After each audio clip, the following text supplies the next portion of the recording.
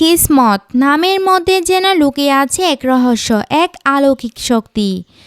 যে শক্তি কখনো ভেঙে দেয় স্বপ্ন, আবার কখনো জোড়া লাগায় দুটো মন। এবারের ঈদে সিএমবির ব্যানারে নির্মিত হয়েছে এক ভিন্নধর্মী নাটক কিসমত। আর এই গল্প যেন নিয়তি নিজেই লিখেছে।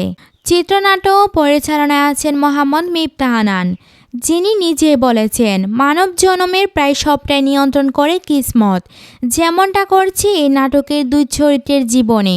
ফাহাদ এক চুপচাপ নম্রভদ্র বইপ্রেমী ছেলে, বাসা অফিস আর লাইব্রেরিতে সীমাবদ্ধ যার দুনিয়া। এই চরিত্রে অভিনয় করেছেন সময়ের জনপ্রিয় অভিনেতা ইয়াশ রোহান। আর তার বিপরীতে সাইরা, ভার্সিটির উড়নচণ্ডী এক মেয়ে, যার প্রেমের সংখ্যা ডজনের উপরে, তবু এখনও সে খুঁজছে একজন জীবনসঙ্গী।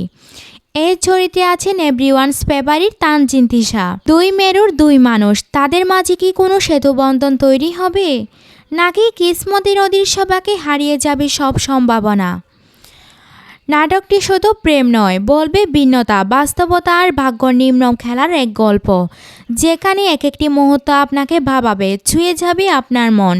এই ঈদের চাঁদ রাত থেকে উন্মুক্ত হচ্ছে সিএমবি ইউটিউব চ্যানেলে। আর কিসমত তাদের বিশেষ আয়োজনের অন্যতম এক নাটক।